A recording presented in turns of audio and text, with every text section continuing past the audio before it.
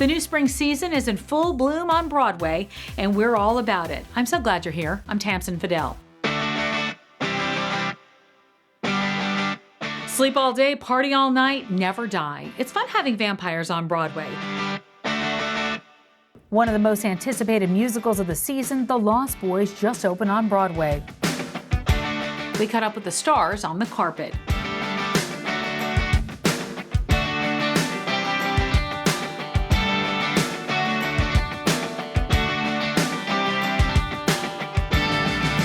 It's been kind of unbelievable. It feels like it already has its own kind of cult following, not only from the movie, but now from the show. And people are in full costume and giving us these beautiful gifts of art. And it's just so cool to see that people are inspired by this and see themselves in these characters. That's really why we do it. It's been crazy. I think that when we had our first preview, part of me wanted to maybe warn the kids that it's not always like this. Like the first couple audiences are going to be really generous and really excited, and it may taper off and not to take that. It hasn't. The reaction has been insane since the beginning. I get to play with the audience a lot. I get to actively look people in the eyes and almost draw them into the vampire cult. I don't even know if I'm here right now. I think I'm up there, hovering and watching myself down here. It's too insane. It's so amazing. You know, we're a small band and we've played for small audiences, and to have 1,700 people every night come and hear the music and come out singing the music it's a lot. You get into musical theater and you think you have to sing a certain way, and to be able to sing the way that I want to sing is really special. I'm really just excited for the audiences to take it over. It's now theirs, so hopefully they live with it for a long time. Follow my stride, just follow my stride. I'm Bonnie, you're Clyde, Bonnie, you're Clyde. Two strangers carry a cake across New York. That's both the title and premise of a new Broadway musical. I caught up with one of the stars of Two Strangers, Sam Tutty. How's it been with the show and being in New York these last 6 months? It's so surreal, especially from my perspective of doing this show in London, but now doing it in New York, it just really feels like, it sounds a bit cringy, but it does feel like the show's like home. Yeah. Now, the reaction from the audience, you can tell it's tourists who love the city or New Yorkers who love the city. And because the story's amazing, it's because from Robin's perspective, Christiane Pitz's character Robin, she really represents the New Yorker. But within that is the realisms and the sort of obstacles that New York presents, whether it's rent or prices and just whatever. And then there's my character Dougal, who just reveres the city. And so there's the best of both worlds coming into it, yeah. Now, did you learn all of these problems? Do you agree with some of them 100%, 100%. I now only now do I understand the script completely. Do you know what I mean? Because Kit Buchan, our writer, has written so many jokes that during my time in London did not know were meant to be funny. And the only sort of resident New Yorkers could laugh at. And then we did our first dress run way back when, last year, and it just, there were laughs where I was happy to just blitz through the script, but they would laugh. I was like, oh my gosh, and I just fully felt finally connected. So what are some of the ones that you have experienced firsthand have to be? The one specifically that comes to mind is, oh, but you're from New York, so you probably got the Statue of Liberty all the time. And it's just obviously, when I think about it for more than 1 second, if that was about London, London, you're from London, you got the Big Ben all the time. It's like, no, and I just think, and when I finally heard the laughter, then the rest of my brain was just sniffing out the rest of those jokes, and just, it was just incredible. I love that, you're like, now I get it. Yeah, and it was just really an odd experience because I'd been with the show for such a long time, a year basically. From then I'd been involved with the production. And so it was just so weird, something that I thought I once knew really well. It's just this whole other side that America and New York and New Yorkers have allowed me to see, so I'm very grateful. I love that. New Yorkers will let you know too, right? Oh, they will. They do. They do. Good and bad. No, they love it. They love it. They really do. It's a real love letter to New York, this show. We're really proud of it, yeah. Yeah, for somebody who has not seen the show, can you sum it up for me? Yeah, it's essentially about two unlikely strangers. Dougal is flying to America to see his estranged father, and he's met at the airport by the sister of the bride. So these two people come into contact with one another, and it's a sort of a story over 2 days about how they change each other's lives in a very unlikely, unorthodox way, very unexpected, and it's very funny, it's very sad. There's a lot of beautiful moments where we really love to just move the audience into what you think you're getting is not that at all. So it really is, as for an actor specifically, it's just such an amazing role because you just do everything in the show. It's fantastic. Favorite part of New York right now after being here 6 whole months? Yes, well, I survived. As you can tell, I survived the winter. I don't know, as from a Brit, that's literally insane because at one point Really? Is it hard? It was, for me, because obviously you guys work in Fahrenheit. I don't know what Fahrenheit is, but like for me, it was negative 15 degrees Celsius, which was at one point colder than the Antarctic. Really? I don't know what there was that like means. one day, so it was well below freezing, and it was horrendous. And I just felt like the city was out to get everyone. You know, it was like, what are you doing outside? What are you doing? So now that it's warming up, as you can see at Central Park, is just this safe haven. It's just, you can just get lost in it, and I literally did get lost in it. And it's just amazing. There's so many things that are like now thawing out, and this city just becomes like this playground of nooks and crannies. That it's just amazing. I'm really enjoying it. It's like a happy place again, right? Genuinely, that's exactly it. It really felt like I was, pulling up my collar and like putting my hat in. I was like, okay, let's go to work. And now, one day I wore shorts, if you can believe it. Wow, and I had the very legs nice. out, and I said, oh my God, I can do this show. I can sing. I'm happy to do this show. I'm excited. I have energy. Yeah, it was really surreal.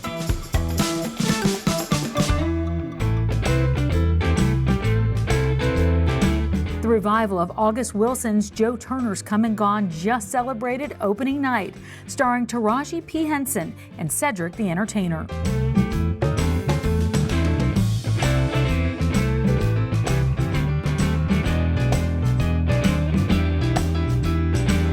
I love my character, Bertha. It's multi-layered. I just love it. I love the vernacular. I love the spirituality. I love the messaging behind love, having love and laughter. It's us. It's us. Opening night on Broadway, August Wilson, this cast at this time in the world, which will put a mirror up to America to find our own identity and find our song. This is so great, and the play was his favorite, and it was always my favorite, and so I'm just grateful. You know, it is a very serious play, but the fact that it hits you spiritually, the fact that the moments when there is song, when there is a feeling of rejoicefulness, is such a beautiful release for both the audience and the cast members, for us to feel that audience get that rejoice, that releasement, and so that's what's really great about this production. It's fantastic. Another big-time Broadway opening to tell you about. Let's talk about The Balusters on Broadway. It features a knockout cast, and it's directed by the great Kenny Leon. I happen to live in a landmark district very similar to the one in the play, but I'm also required to say it's not my neighborhood, these are not my neighbors, but it was inspired by the neighbors. My wife was on a board similar to the one that's in the play, and she would come home with really incredible stories about very passionate people that got operatically upset about very small things. And I thought, oh, that's probably a play. There are so many different points of view on stage that the audience will find themselves rooting for different people throughout the play. You might start being like, oh, this is my person, I get this is me. And then by the middle of the play, you're thinking, oh, wait, but this person over here. What I love about this play is, like my friend August Wilson said in one of his plays, it says, you know, when you got love in one hand and laughter in the other, doesn't get much better than that. And this play is love in one hand and laughter on the other. So the fact that I can love and laugh in the same evening of theater doesn't get much better. The Broadway show is back in just a sec. Here's another massive show that just opened on Broadway. Let's do the time warp again. The Rocky Horror Show is back on Broadway at Studio 54, and it's featuring an A-list cast. This show is a very special, unique thing. I don't think there's anything else quite like it. This is a very special character within a very special show with the most extraordinary audience, timeless messages that seems to have resonated with generation after generation. And now we hold the mantle, and we've brought it to the most iconic place to do it, which is Studio 54. And yeah, I'm really proud of what we've done. It's Rocky Horror for 2026, and it honors and celebrates queer culture today and also people who've ever felt outside or feel a little bit deadened by the hardships of life. We want to give you a big jump start, a kick start. Well, at first it was like, wah! But then they kind of like chilled out a bit. But it's fun. Like, we need them to be yelling stuff out, I think. So, now it's weird when they don't yell things out. So yeah, we're rolling with it and we're interacting with the audience. Here's Paul Wontorek with more. Michaela Jaé Rodriguez finally on Broadway. Yes, indeed. How is life at Studio 54, Rocky Horror Show? It's amazing. I mean, we get to not only have our debut here, but also the history that's behind this place is kind of astounding. Thank you so much for meeting with me today. Of course. We are here on 54th Street in Manhattan, but you are going to take me to a very special place, Newark, New Jersey. I surely am. I surely am. My stomping grounds. Your origin story starts in Newark, New Jersey. Yes, it does. So are we going to head out to Jersey together? Why don't we do it? You ready to go? Let's do it. Yeah, let's get in the car. All right, come on, y'all.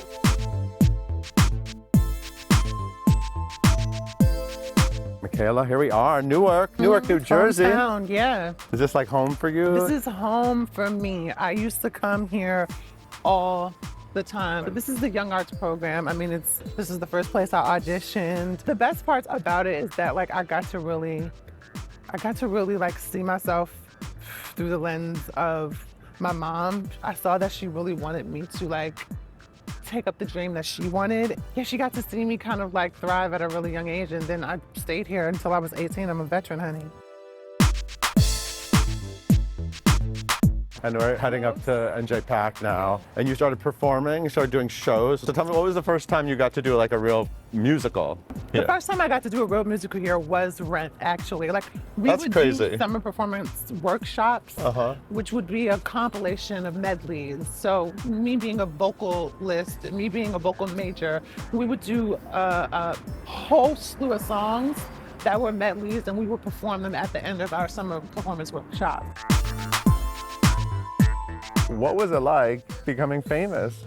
I mean, that's just like such a crazy question, such a blunt question, but getting posed was huge. I feel like it was a whirlwind of feelings and emotions. I was young, I was 25 going on 26, and it didn't register, it didn't hit me until I would say about the third season, which is a long time for someone to really like, regulate those feelings and adjust to fame. So I never thought about like how fame would impact me. And when third season happened and people started calling my name down the street or stopping me or walking down Fifth Avenue and seeing 5 boys just rushed up to me and surrounded me and were like, "You're Mother Blanca, we need a picture with you." Like that was a lot to adjust to. Most times my fans, they are very calm and collected, and yeah, like I would embrace it all.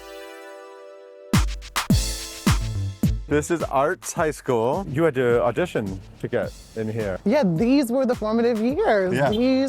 This place was where it all started. I auditioned 3 times, and I got that good old callback to come to the school, and I stayed here for 4 years. You're spending the summer on Broadway. We get a few months with you on Broadway in Rocky you do. Horror. What is it like to be sort of doing the Broadway grind, the 8 shows a week, and to be in the life right now? How's it feeling for you? It's been a long time coming. It's been a long time coming. A lot of the peeps that I've known too, I mean, huge people, Bernie Telsey, shout out to Bernie Telsey, who's known me since I was 19 years old, and the Kevin McCullums and Michael Grimes, like they saw, the work that I put in, and like even hearing Michael, text me and say, "Congratulations on your first Broadway debut, honey, like you really deserve it." Like that means a lot. Here's Beth Stevens with another edition of Building Broadway. Thank you for inviting me into Studio 54 with you for where the Rocky Horror Show is playing on Broadway. Well placed at Studio 54, don't you think? Yeah, we couldn't ask for a better theater. Agreed. Yeah. So you guys designed the costumes and the sets with the collective dots. So take me back to when you first sat down with director Sam Pinkleton. What was the vision for this Rocky Horror? I think for us it was really acknowledging that, the Rocky Horror Show has been around for 53 years and is known and loved. And we really want to lean into that. I don't think we were trying to reinvent the wheel. We just wanted to do the Rocky Horror Show the way we wanted to and the way we all know and love it, and we're all big fans, and we really just wanted to pay homage to the material. I think the idea of ensuring that what we were providing for it also felt like it came from a place of honoring that and showing love for it and appreciation for it as well. I think that really felt like the North Star. And also push a little. Yeah, and I think then it's finding our own ways to show how much we love it. Yeah. And in an early meeting with Sir Howard Panter, who is one of the fantastic executive producers of the show, he just reminded us that at its heart, the Rocky Horror Show is just a trashy little musical. Yeah. So we really, I think, clung to that in our material choices and just the way that the space is set up.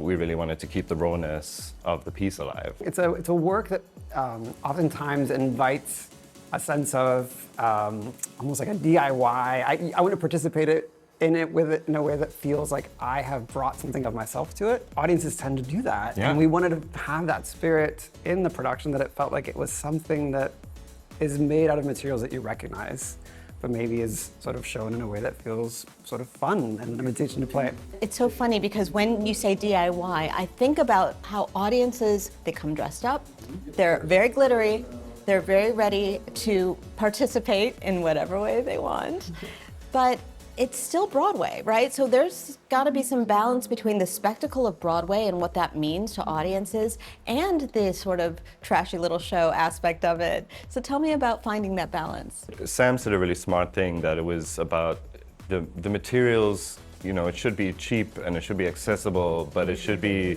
beautiful to us and beautiful to the characters.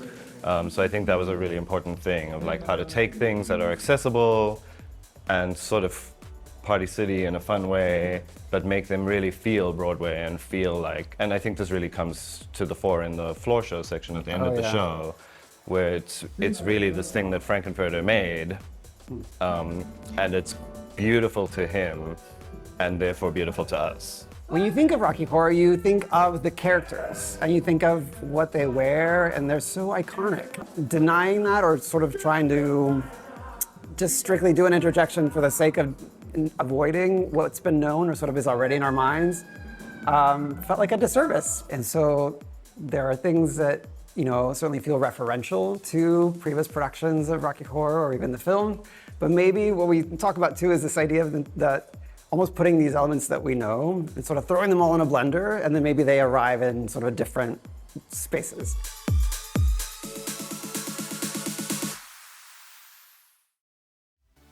Thanks so much for sticking around. I'm Tamsen Fadal.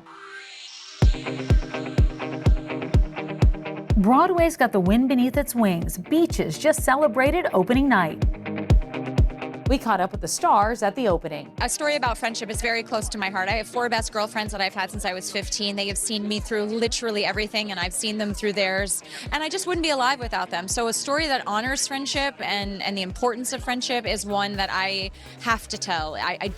There's nothing about this show that I have to pretend when I'm on that stage. It's just right there for me. I have such gratitude to get to do it. It's kind of like I sit in a cloud of like, oh my God, I get to do this? So there's a lot of gratitude for audiences and people who have been coming over the past couple of weeks and really just sitting in every emotion of this show, because it really takes you on every little roller coaster. There was a pair of women who came to the show last week. The one who bought the tickets for the other one was dying of terminal cancer, and she bought the ticket for her best friend who had never seen a Broadway show. And then I came out and met them because I had to meet them when I heard their story, and she said, I brought her here because not only do I love Broadway, but I think this will help heal her when I'm gone. I feel my heart start to tremble and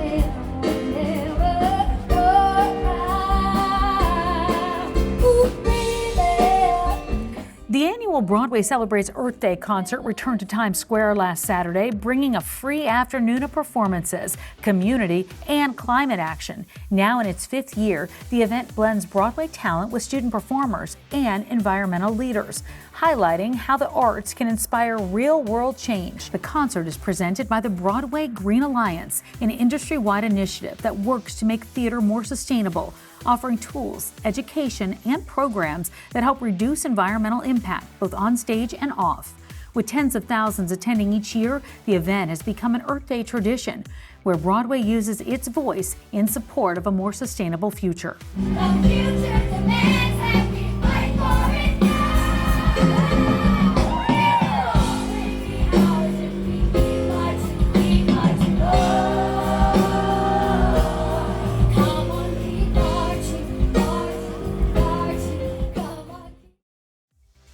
That's all for now, but for tickets and more exclusive content, head over to Broadway.com.